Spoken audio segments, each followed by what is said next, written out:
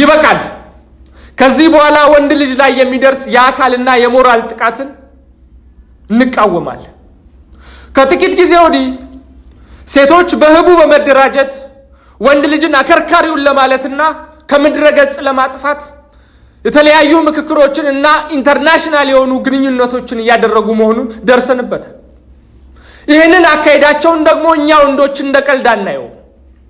የትኛውም እኛን የተመለከተ እኛን አጀንዳ ያደረገ ምክክር ተቀባይነት የሌለውና ሆኖ ሲገኝ ግን ቀድመን አጸፋዊ እርምጃ መውሰድ እንደምንችል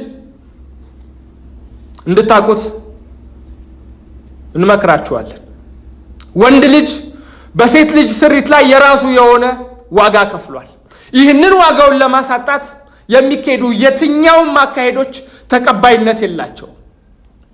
በተጨማሪም በካፌዎች፣ በመስሪያ ቤቶች እንዲሁም በአንዳንድ ድብቅ ስፍራዎች የተለያዩ ሴቶች ወንድ ልጅ በማንጓጠጥ ተሰብስቦ በማማት እንዲሁም ወንድ ልጅን የምፈልገው ለመሰረታዊ ህይወቴ ሳይሆን ለቅንጦት ዕቃነት ነው ብላችሁ የጥላቻ ንግግር የምትናገሩ ሴቶች ከድርጊታችሁ እንድትቆጠቡ እናሳስባችኋለን።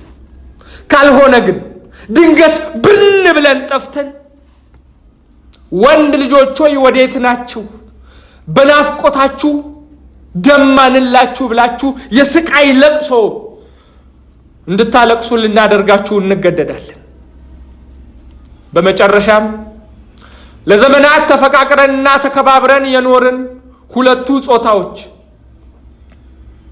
ድንገት በተፈጠረች ጥቂት ቁርሾ የመረረና የከረረ እልቂት ውስጥ ከመግባታችን በፊት በሰከነ መንፈስ አፈሙዛችንን አስቀምጠን በጠረጴዛ ዙሪያ ሙዝ እየበላን ብንመካከር ትውልድ እናድናለን።